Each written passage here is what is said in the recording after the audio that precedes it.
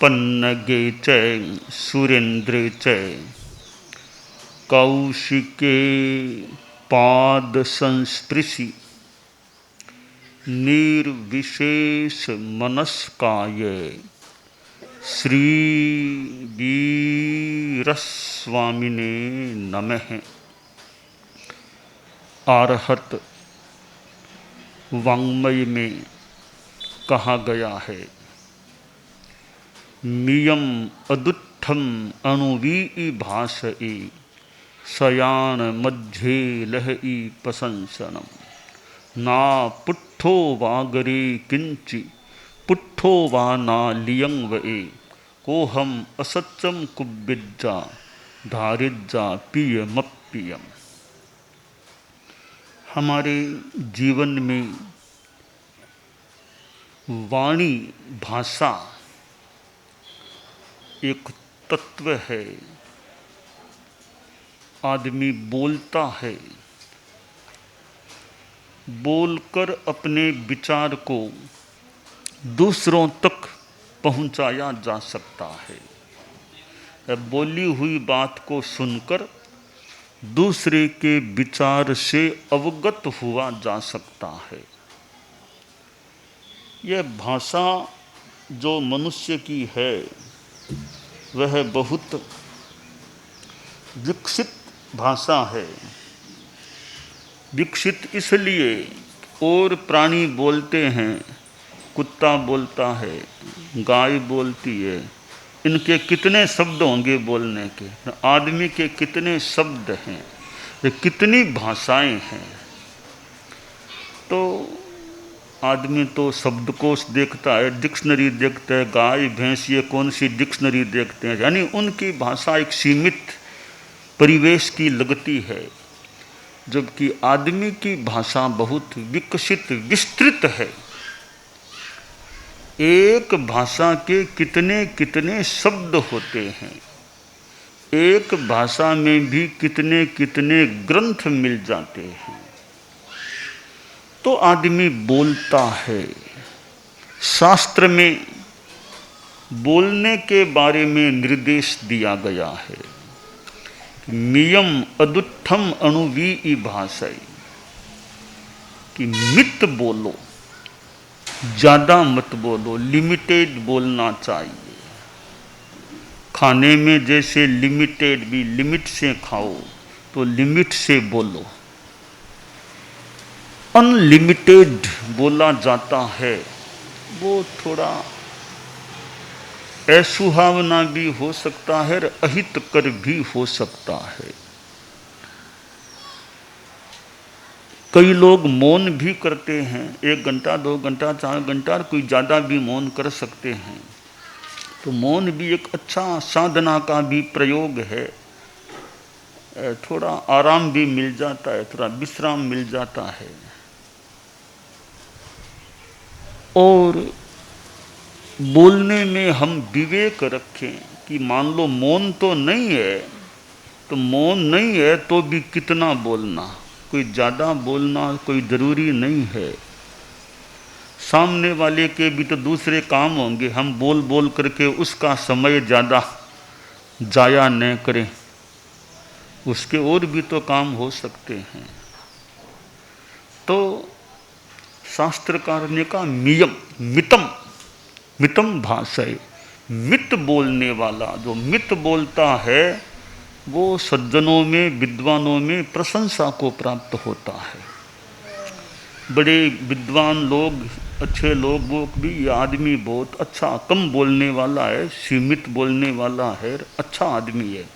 तो कम बोलने वाला प्रशंसा को प्राप्त करने का एक आयाम प्राप्त कर लेता है। मौन करना भी आसान नहीं है। कईयों के 5 घंटा मौन करो, तो कि मौन 5 घंटा बिना बोले कैसे रहेंगे, तो मौन करना भी कठिन हो सकता है। तो मौन यूँ साधना के लिए बहुत अच्छा भी है। तो ध्यान करना है, ध्यान करते हो साथ में मौन करना भी सीखो। ध्यान तो थोड़ी आगे की चीज़ है, एकदम स्थिर यहाँ होना, कम से कम मौन तो पहले सीखो। 4 लड़के एक बार पिकनिक करने के लिए यूँ गए थे बाहर, शहर के बाहर गए, थोड़ा खाना पीने का सामान ले गए थे, वो तो खा लिया और घूमने लगे। फिर थोड़ी भूख लग गई, प्यास लग गई कि अब था वो तो खा लिया पी लिया, अब क्या खाएं। वो जंगल की एरिया थी, तो सोचा कि इधर कोई वो मकान सा दिखता है, उधर चलें, कोई पानी कुछ खाने पीने को मिल जाए। तो गए तो पता चला कोई बाबा जी का आश्रम है। सोचा बहुत बढ़िया है, बाबा जी के दर्शन भी कर लें, आश्रम में चले। तो आश्रम में गए, वो बाबा जी यूँ अपने बाहर वाले कमरे में ही बैठे थे। कि सन्यासी महाराज हैं, तो लड़के गए भी, इनको तो प्रणाम करें, नमस्कार करें कि महाराज बाबा नमस्कार है। तो बाबा जी ने पूछ लिया, कहाँ से आए हो? कहा हम तो इसी पास वाले शहर के ही हैं, इधर पिकनिक करने आए थे, खाना पीना सारा हो गया और घूमने लगे, थोड़ी भूख प्यास लग गई है, इसलिए यह मकान दिखा तब इधर आ गए। कहा बेटा ठीक, अपने यहाँ पानी है, भोजनालय भी चलता है, यहाँ एक सेवक को कह दिया इनको नाश्ता कराओ, जो खाए पिए, पानी पिला दो, आराम करना तो आराम कर लो, अपने कमरे हैं। बहुत बाबा ने सहृदयता से, कभी इनको बच्चे हैं आए हैं, अच्छी तरह खाना पीना कराओ और भी आराम कराओ, करना हो तो बच्चों ने नाश्ता और कर लिया। ठीक है, वापिस बाबा जी के पास दर्शन करके वापिस जाएंगे। तो फिर वापिस आ गए, क्यों खाना खा लिया, खाना अच्छी तरह खा लिया है, पानी पी लिया। लड़कों में से एक बोला कि बाबा जी वो आप लोग कहते हो ना ध्यान करो, ध्यान, वो ध्यान क्या, हमें बताओ, ध्यान क्या चीज़ होती है, कैसे होता है ध्यान? तो बाबा ने कहा भाई ध्यान तो बहुत अच्छी चीज़ है, पर तुम लोग कर लोगे क्या ध्यान? कहाँ कर लेंगे, हमें कराओ, कैसे करना है? कभी ध्यान से पहले थोड़ा मौन करो तब आगे ध्यान कराऊं, पहले तुम मौन कर सकते हो क्या? कहा आपको वैसे कर लेंगे। कहा तुम 20 मिनट मेरे सामने बैठ जाओ, बोलना नहीं, मैं देख लूँगा कि बिल्कुल मौन हो गया तो मैं फिर तुम्हें थोड़ी देर वो ध्यान का प्रयोग करा दूँगा। कहा ठीक है, बैठ जाते हैं। तो चारों पंक्ति में बैठ गए। बाबा के कमरे के थोड़ा अंदर छोटा सा और कमरा था, कि यहाँ बैठ जाओ चारों, 20 मिनट तक बोलना नहीं, बिल्कुल नहीं बोलना। अगर इस परीक्षा में उत्तीर्ण हो गए, अच्छी तरह मौन कर लोगे, तो मैं उसके बाद थोड़ी देर ध्यान का प्रयोग करा सकूँगा। तो ठीक है बाबा। घड़ी देख ली मैंने, देखो 20 मिनट तक पूरा मौन। चारों बच्चे बैठ गए। बच्चे थोड़े चंचल थे, ऐसे खेलने कूदने वाले, बातें करने वाले। उनके लिए 20 मिनट बिना बोले रहना मुश्किल काम था। अब बैठ गए वहाँ। अब बोलने की थोड़ी बच्चों की सहज आदत भी थी। तो वो अंदर वाले कमरे में थोड़ा थोड़ा अंधेरा था, बाहर वाले में तो प्रकाश था, अंदर वाले में थोड़ा थोड़ा अंधेरा था। तो एक बच्चा बोल गया, कह रहे अंधेरा, लाइट नहीं जलाई क्या यहाँ पर? अंधेरा, ये लाइट नहीं जलाते हैं क्या? 5-7 मिनट वेर बोल गया, तो लाइट नहीं जलाते हैं क्या, अंधेरा है ना यहाँ तो वो दूसरा लड़का बोला चुप रहे, हमारे मौन है अभी, चुप रहे हमारे मौन है। तो वो दूसरा भी बोल गया। वो तीसरा बोला रे तुम भी तो बोल गए ना, तुम भी तो बोल गए। चौथा लड़का बोला मौन तो केवल मैंने ही रखा है, सब बोल गए, बाकी तो यहाँ चारों ही बोल गए। तो बाबा ने देख लिया कि चारों ही बोल गए। कहा आ जाओ, बाहर आ जाओ, तुम ध्यान के अभी लायक नहीं हो। पहले मौन का 10 मिनट भी नहीं हुए अभी तो चारों ही तुम तो बोल गए। मैंने कहा था ना कि 20 मिनट तक मौन रखना, अगर रख लोगे तो मैं अगला थोड़ा वो ध्यान का प्रयोग करा सकूँगा। तो यह वाणी यानी नहीं बोलना भी एक साधना हो सकती है, नहीं बोलना, मौन करना। तो यह मौन हमारी धर्म की साधना का भी एक अंग है। तो ठीक है, ज़्यादा मौन तो आपके मान लो काम धंधे हैं, पूरा मौन कितना क्या करेंगे, 2 घंटा कर लो, 3 घंटा, बाकी तो आपको ऑफिस में भी बैठना है, परिवार में भी रहना है, बाजार में जाना है, समाज की मीटिंग में कहीं जाना है, एकदम मौन तो कैसे रखेंगे। तो शास्त्रकार ने सुंदर एक मार्गदर्शन दे दिया, नियम कि बोलो, मित बोलो, ज़्यादा मत बोलो, यानी अनावश्यक मत बोलो, जितना बोलना अपेक्षित हो उतना ही बोलो। तो हमारे जीवन का एक यह अच्छा सूत्र है कि मित भाषी नियम भाषई, सीमित बोलने वाला हम बने। आप कहीं भी रहो, घर में रहो, दुकान में रहो, ऑफिस में रहो, कहीं रहो, कि ज़्यादा फालतू बातें किसी के बारे में भी नहीं करना, ज़्यादा नहीं बोलना, बातूनी बाचाल नहीं बनना। आप किसी ऑफिस में मान लो जॉब करेंगे, तो आप ज़्यादा बोलेंगे तो भी ये ऑफिस में उल्टा डिस्टर्बेंस करता है, बहुत ज़्यादा बोलता है ये तो। भी ऑफिस में तो काम करो, इधर उधर की बातें करोगे तो काम का टाइम है ऑफिस का वो चला जाएगा। तो कि बाहर से कोई आ गया के बातें करें, भाई बाहर से आ गया है, ज़रूरी है तो थोड़ा बाहर बात कर लो। ऑफिस में बोलोगे तो इतने सब काम करने वाले हैं, उनके डिस्टर्बेंस हो। तो नियम मित भाषी हम रहें, यह एक संयम की दृष्टि से और यूँ धर्म की दृष्टि से और यूँ व्यवहार की दृष्टि से भी एक अच्छा सूत्र है, मित भाषी होना। अगर बोलना है तो थोड़ा अच्छा बोलें, बुरी बात नहीं बोलना, कटु शब्द नहीं बोलना, शालीनता, सभ्यता, मधुरता रखना, कि बोलो तो मीठा बोलो। कागा कासे लेत है, कोयल काको देत, एक वचन के कारण जग अपनों कर लेत। कौवा किससे क्या लेता है, कोयल क्या देती है? एक वचन के कारण वो दुनिया को कोयल आकृष्ट कर लेता है, कर लेती है। कौवे से सामान्यतया लोग इतना कम पसंद करते हैं, नहीं करते हैं। तो कौवे ने हमारा क्या बिगाड़ा, पर कौवे का नाम बदनाम हो गया है कि कौवा कौवा बदनाम हो गया। कौवा उड़ता उड़ता जा रहा था तो रास्ते में कोयल मिल गई। पूछ लिया, भैया आज इतना यूँ जल्दबाजी में कहाँ जा रहे हो उड़ते उड़ते? कहा, बहन परेशान हो गया हूँ। आज की भाषा में कहते हैं डिप्रेशन में आ गया मैं तो। कि यहाँ के लोग है गांव के बड़े परेशान करते हैं, जहाँ भी बैठता हूँ उड़ाते हैं, वहाँ बैठा उड़ाया, वहाँ बैठा उड़ाया, मैं तो परेशान हो गया। गांव के लोग बड़े खराब है यहाँ के, मुझे टिकने नहीं देते हैं। तो दूसरे पास वाले गांव में जाकर के वहाँ वास करूँगा। तब कोयल ने कहा, भैया तुमने पहले भी गांव बदला था, अब फिर गांव बदलने का प्रयास करते हो तो गांव बदल लोगे, मुझे यह बताओ वाणी को बदला या नहीं, काम क्राम क्राम करना छोड़ा या नहीं? कि बहन वो तो मैं नहीं छोड़ सकता। कि वो नहीं छोड़ सकते तो कहीं भी जाकर चले जाओ, कई गांव में लोग तुम्हें उड़ाते रहेंगे। खुद को बदलो, जग बदलेगा। खुद को बदलो, जग बदलेगा। खुद भले जग भला, आप भला जग भला। तो खुद को थोड़ा अच्छा बनाओ तो दूसरे भी तुम्हारे लिए अच्छे हो सकते हैं। हम रास्ते में जाते हैं, मान लो हम किसी को थोड़ा यूँ करेंगे तो वो भी हाथ पैर जोड़ेगा। अब यूँ रहेंगे तो शायद वो भी फिर करे न करे।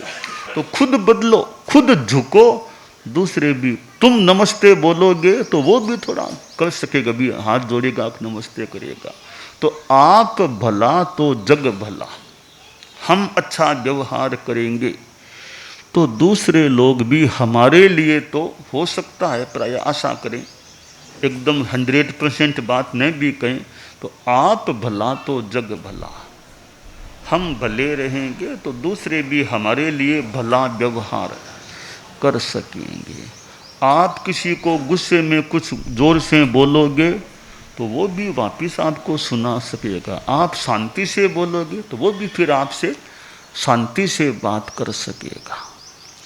तो हमारा बोलने का व्यवहार वो कैसा है?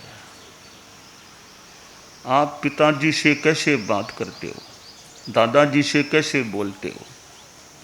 आप दादाजी का एक तरह से अवहेलनापूर्ण शब्द से बात उनसे करते हो, तो फिर दादाजी के मन में क्या आएगा कि मेरा पोता इस तरह बोलता है मेरे से।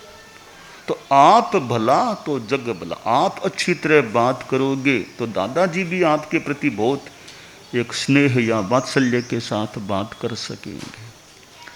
अब आप दादाजी के पास गए, थोड़ा झुके ही नहीं मान लो, सीधे यूं ही एक आप गए, थोड़ा सा मान लो प्रणाम किया, फिर बैठे, तो दादाजी को कितना सा भी बहुत अच्छी तरह आया, अच्छी तरह प्रणाम करके विनीत है पोता, कुछ हाथ ही नहीं जोड़ते, प्रणाम भी नहीं करते।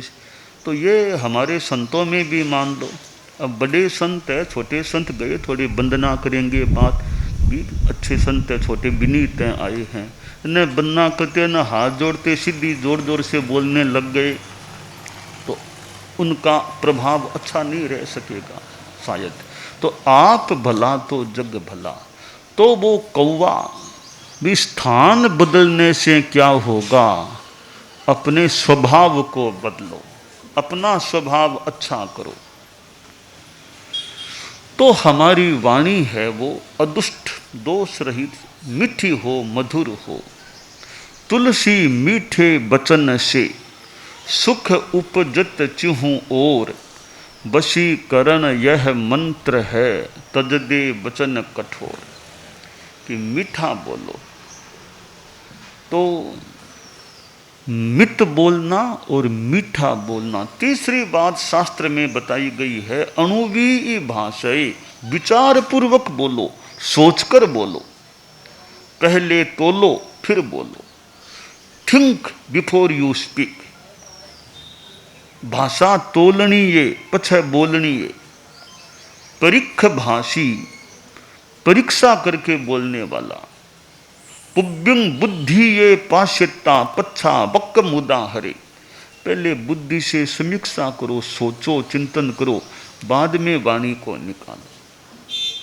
तो विचार पूर्वक बोलना। अभी यह बात मैं जनता में बोलने जा रहा हूँ, ठीक है ना, अभी बोल दूँ या और कभी बोलूँ या नहीं बोलूँ, मौका ठीक है ना बोलने का।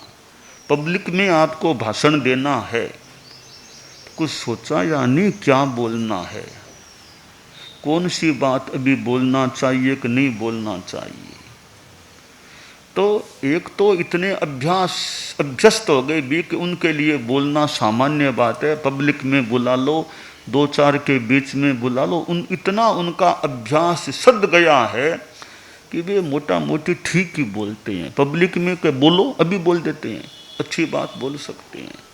कोई खास बात आपको बोलना है तो ध्यान दे लो, भी यह बात पब्लिक में कहूँ या नहीं कहूँ। आप में दो कमियां है और ये जानते हैं, अब पब्लिक में बोल देंगे ये में दो पब्लिक में बोलना जरूरी है क्या? आपको बता दो भी ये तुम्हारी में कमियां मुझे लग रही है, पब्लिक में क्यों बताओ? तो भी पब्लिक में क्या बात कहना है? व्यक्तिगत आपको दो बात कड़ी भी भले कोई कह दे तो कह दे, आप इतना बुरा माने न माने, पब्लिक में कोई आपके बारे में बोलेगा तो भी आप उसको थोड़ा भी मेरे बारे में जनता में यूँ क्यों बोल दिया। तो पब्लिक में क्या बोलना और एकांत में अकेले में क्या बोलना, व्यक्तिगत बात में क्या बोलना, दोनों में अंतर हो सकता है। कमजोरियां है तो व्यक्तिगत रूप में बता दो, आपकी अच्छाइयाँ वो भले पब्लिक में बताओ, इनमें ये विशेषताएं हैं तो अच्छाइयाँ पब्लिक में बता सकते हैं, कमजोरियाँ वो तो सामान्यतया प्राय व्यक्तिगत रूप में बता दें। तो अणुवी भाषाएं, विचार पूर्वक बोलना चाहिए कि यह बात बोलूं या नहीं बोलूं, बोलूं तो किस तरीके से कौन सी बात बोलना। राजा ने एक दूत को भेजा कि पड़ोसी राज्य में जो राजा मेरा मित्र है, कई दिन हो गए इस बार कोई संवाद हुआ नहीं, तो तुम जाओ कुशल क्षेम पूछ लेना और हमारे यहाँ की थोड़ी बातें समाचार बता देना और उनके वहाँ की कोई बातें समाचार हो तो ले आना और सामान्य सुख संवाद कर लेना। थोड़ा भेंटना ले जाओ, मेरा मित्र राजा है, कुछ कपड़ा कुछ मिठाइयाँ दे दिया कि राजा को हमारी ओर से भेंट कर देना। दूत गया तो उस राज्य में गया तो भी दूत का मान सम्मान किया, कभी उस राजा का दूत आया है, दूत प्रतिनिधित्व करेगा बातचीत में। तो वहाँ के जो मंत्री आदि थे दूत को मान सम्मान दिया और कभी मुझे तो महाराज से बात करना है। महाराज अभी तो व्यस्त है, आपको शाम का समय दिया गया है आधा घंटा का, तब आप आ जाना, हम अच्छी तरह अभी हमारे जो अतिथि भवन में आपको ठहराते हैं, खाना पीना सब आराम नहाना धोना कर लो, शाम को 4 बजे के बाद 4 से 5 के बीच आधा घंटा का समय आपके लिए आज राजा ने निश्चित कर दिया है। तो ठीक है, अब दिन में आराम कर लिया, भोजन कर लिया, नहाना धोना कर लिया। अब वो शाम को 4 बजे करीब गया तो वो वहाँ सचिव था, वो ले गया राजा के, ताकि हमारे पड़ोसी राजा के वहाँ से दूत आए, लाओ लाओ। बातचीत चली, कुशल क्षेम और पूछा गया, वहाँ के समाचार इस दूत ने बताए और फिर कहा कि हमारे महाराज ने एक भेंटना भेजा है आपके लिए। राजा बड़ा उत्सुक था कि क्या भेंटना भेजा है। तो निकाला उसने, का कुछ तो मिठाइयों का पैकेट था, कुछ कपड़ा भी था। ये तो बहुत छोटी सी चीज़ है, आपको तो मैं क्या बताऊं, पास में मंत्री जी आप संभाल लो, ये कुछ हमारे राजा की ओर से कुछ मिठाइयों का पैकेट है, कुछ कपड़ा है। तो मंत्री बोला, कपड़ा तो आप महाराज को हाथ में ही दे दो ना, आपके हाथ से ही भेंट कर दो, मिठाइयाँ मैं ले लेता हूँ। तो वो दूत ने खड़े होकर के वो कपड़ा जो था वो लेकर के, महाराज मेरे हाथ से आप ले लीजिए। हाथ से देने लगा और देते देते ऐसी बात बोल गया, देते देते बोला कि हमारे राजा जी ने भेजा है महाराज, यह कपड़ा आपके कफन में काम आ जाएगा, आपके कफन में काम आ। यह बोला और राजा थोड़ा तिलमिला, थोड़ा नाराज हो गया, कुपित तो क्या बोलता है। राजा का मूड एकदम मानो विकृत सा हो गया, राजा ने बोलना ही बंद कर दिया। मंत्री समझ गया अब यहाँ रखने में, उसको दूध को वहाँ से उठा के और कुछ खाना हो तो खा लो और यहाँ से रवाना हो जाओ, अब महाराज तुम्हारे से नाराज हो गए, कुपित हो गए हैं। बेचारा रवाना हो गया, घोड़े पर आया था, वापिस अपने राज्य में पहुँचा और अगले दिन राजा के पास, अपने राजा के पास गया और बोला, राजा ने पूछा क्यों, वो संवाद सारा बता दिया कि महाराज बता दिया पर बढ़िया नहीं रहा मेरा जाना, वो राजा जी तो नाराज हो गए मेरे से। तो इस राजा ने सोचा, रे नाराज तो वो तो बड़े मेरे से अच्छे संबंध रखने वाले हैं, मेरे मित्र हैं, तो नाराज क्यों हो गए। पूछा बताओ तुमने क्या क्या बात की, क्या क्या बोला। उसने सारी बात बताई कि वो मिठाई का पैकेट तो मंत्री जी को दे दिया, फिर मंत्री जी ने कहा ये कपड़ा तो खुद हाथ से राजा को दे दो, तो मैं देने लगा, रे मैंने इतना सा कहा था यह कपड़ा कभी आपके कफन में काम आएगा। अरे मूर्ख ऐसा क्यों बोला, यही सारा कारण है नाराजगी का। ठीक है, राजा ने सोचा योग्य दूत नहीं है ये तो। 2 सप्ताह बीते, फिर एक दूसरे दूत को फिर भेजा कि बिगड़ी बात को वापिस सुधारना तो पड़ेगा ना, अब बिगड़ी बात को सुधारना है। दूसरे दूत को ट्रेनिंग देकर के भेजा, वो भी गया और फिर वो राज्य में पहुंचा, उसको रिसीव भी किया गया, वो अतिथि गृह में ठहरा दिया। कहा भी मुझे तो राजा से मिलना है, महाराज के वहाँ से संवाद लेकर आया हूँ। तो वो सचिव बोला कि मिलने का टाइम तो 4 बजे के बाद होगा, अभी तो राजा दूसरे काम में लगे हैं। ठीक है, खाना पीना करा दिया, नहाना धोना हो गया। अब 4 बजे के आसपास वो गया तो सचिव ने राजा जी से कहा वो दूत आया है आपसे थोड़ा संवाद बातचीत के लिए। कहा बुला लो। दूत आया, प्रणाम किया, बोला महाराज हमारे राजा जी ने आपसे कुशल क्षेम पूछा है, आपके प्रति मंगल कामना भी की। हाँ बैठो बैठो बैठो, बताओ और कैसे हैं? कहा मैं खूब आनंद में, अच्छा काम चल रहा है। बोलते बोलते कहा मैं थोड़ा भेंटना भी भेजा है। अब तुच्छ चीज़ है आपके लिए तो बहुत सामान्य है, फिर भी इसमें प्रेम है, आपके मित्र का प्रेम इस भेंटने में है, तो आपकी आज्ञा हो तो मैं भेंट कर दूं। हाँ लाओ दिखाओ क्या है। तो वैसे ही वो थोड़ा मिठाइयाँ थी, थोड़ा वो कपड़ा भी था। तो मंत्री ने कहा आप हाथ मिठाइयाँ भले मैं ले लेता हूँ, आप कपड़ा तो आप खुद हाथ से ही दो। वो खड़ा हुआ, वो कपड़े का थान सा था, व्यवस्थित क्यों किया हुआ था, राजा को दिया और बोला कि मेरे मालिक राजा ने कहा है यह कपड़ा तो एक प्रतीक है, निमित्त है कि जैसे इस कपड़े में ताने बाने यूं धागे मिले हुए हैं, इसी प्रकार हम दोनों राज्यों के संबंध एकदम गहरे रहेंगे, कार्य मिले हुए रहेंगे, एक दूसरे के सहयोगी रहेंगे, ताने कपड़े के ताने बाने की तरह हम एक दूसरे से हमेशा मिले रहें। कि यह संवाद मेरे राजा ने आपसे कहा, आपके बारे में उन्होंने कहा हम बचपन पुराने मित्र हैं, बरसों से मित्र हैं, एक दूसरे के सहयोग में रहते हैं, तो उन्होंने बहुत आपसे प्रेम से कहा कि हमारे संबंध इन कपड़े के ताने बाने की तरह मिले हुए हमेशा हम बंधे हुए रहेंगे। राजा खुश हुआ, बहुत अच्छी बात कही है। दूत को और सम्मानित किया और अपनी ओर से भी भेंटना और दे दिला के विदा किया, सम्मान के साथ विदा किया।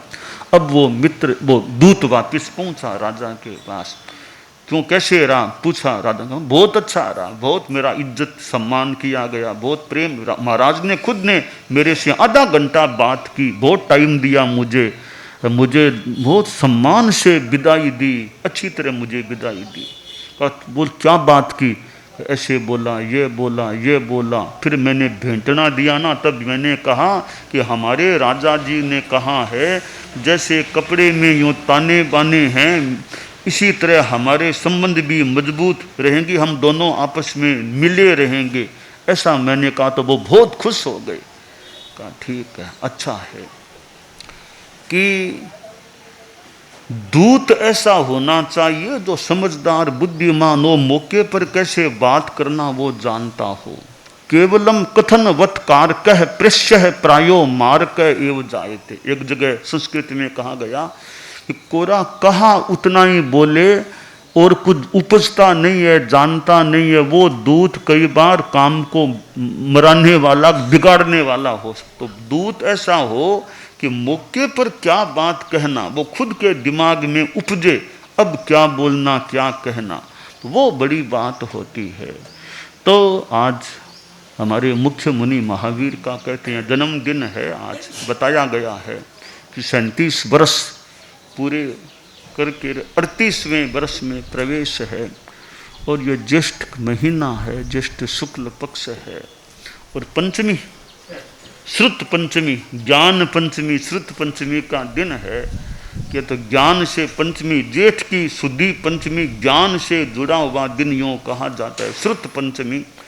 तो श्रुत तो ज्ञान बहुत बड़ी चीज़ है, तो ज्ञान का विकास हो जाए और श्रुत भी बहुश्रुत हो जाए। श्रुत है और वो बहुश्रुत हो जाए कोई, कि श्रुत को अनेक कोणों से ग्रहण कर ले, अनेक विषयों का ज्ञान हो जाए, अनेक ग्रंथों का पठन अध्ययन हो जाए, तो श्रुत फिर आदमी बहुश्रुत बन सकता है। कि अल्पश्रुतम श्रुतवताम परिहास धामे त्वद भक्तिरेव मुखरी कुरुते बलान माम यत को किलह किल मधौ मधुरम विरौति तच्चारु चाम्र कलिका निकरैक हे। मानतुंग का ये भक्तामर है कि अल्पश्रुतम, कि मैं तो अल्पश्रुत हूँ पर भक्ति है साथ में, तो श्रुत के साथ भक्ति भी हो। मैं अल्पश्रुत, फिर आप प्रभु तीर्थंकर के प्रति, ऋषभ भगवान के प्रति मेरे मन में भक्ति है, तो इसलिए मैं कुछ प्रयास कर रहा हूँ। तो मुख्य मुनि महावीर का बताया गया है कि यानी 37 वर्ष पूरे हो गए हैं, 37, और 38वां जन्मदिन है। तो जन्मदिन आता है पर वो साथ में ज्ञान का दिन पंचमी है ना आज, श्रुत पंचमी ज्येष्ठ शुक्ला। तो जन्मदिन अगर श्रुत पंचमी किसी को मिला है तो श्रुत से जुड़ा हुआ एक दिन मिला है। अरे वैसे मुख्य मुनि को वो श्रेष्ठ श्रुताराधक की डिग्री भी मिली हुई है। श्रेष्ठ श्रुताराधक यानी पढ़ते थे तब वो जो पास हो गया वर्षों का, तब डिग्री दी गई इनको हमारे यहाँ धर्म संघ में। तो श्रेष्ठ श्रुताराधक की वो डिग्री या वो जो भी कह दें वो दिया गया था।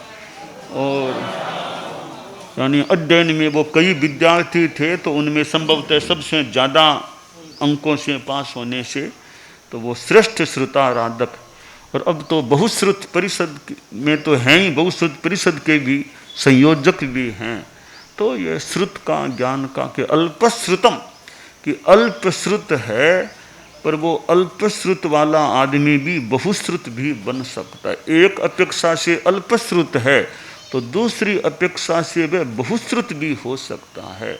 तो यह ज्ञान का विकास अच्छा होता रहे, यह ज्येष्ठ शुक्ला पंचमी की जो बात है।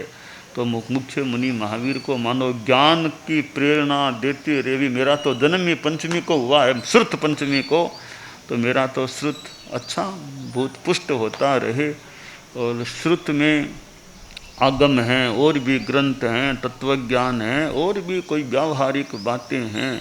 कि मूल बात है आदमी का दिमाग उर्वर होना चाहिए। मूल चीज़ दिमाग उर्वर होना चाहिए। कि दिमाग उर्वर है और फिर प्रयास है तो आदमी में ज्ञान के नए नए उन्मेष आ सकते हैं। तो मुख्य चीज़ है वो प्रतिभा है, वो ज्ञानावरणीय कर्म का क्षयोपशम है। थाली आपके पास में है भोजन के लिए, थाली है। अब आप चाहो तो उसमें दूध भी ले सकते हो, खीर ले सकते हो, फुल्का ले सकते हो, बाजरे की रोटी। थाली है तो आराम से जो लेना हो ले लो, रखा लो। तो वो थाली एक पात्र आपके पास है। हमारे संत गोचरी जैन भी पात्रियाँ है।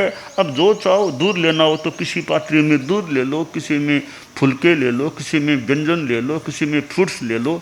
पात्रियाँ है, अब जो लेना हो ले लो। पात्रियाँ है ही नहीं तो थोड़ी गोचरी में असुविधा हो। करपात्री तो अभी मानो सारे हैं नहीं, तो वो पात्र हैं। तो इसी तरह वो प्रतिभा एक प्रकार का पात्र वो है। फिर अनेक विषयों को पढ़ लो भले, तो वो ज्ञान को फिर अपने दिमाग से उसको समझने का और उसको विस्तृत रूप देने का प्रयास हो सकता है। तो मुख्य मुनि महावीर का भी ये 38वां जो बताया जा रहा है जन्मदिन है, तो ये 38वां जन्मदिन है। खूब अच्छा ज्ञान का भी और धर्म संघ की सेवा का और स्वास्थ्य का खूब अच्छा रहे, बहुत महत्वपूर्ण है। साथ में साधना तो है ही, स्वास्थ्य आदमी का सहयोगी रहे। तो शरीर ठीक नहीं है तो फिर काम में दिक्कत आती है। इसलिए health is wealth, health is wealth. स्वास्थ्य एक संपत्ति है, और भी संपत्तियाँ है, स्वास्थ्य भी संपत्ति है। तो स्वास्थ्य अच्छा रहे और भी साधना श्रुत सब अच्छा रहे, खूब सेवा, खूब अच्छा परिश्रमशीलता का क्रम कि खूब परिश्रम कर सके आदमी, कर्मठता बनी रहे, खूब अच्छा रहे, अच्छा विकास हो। हाँ।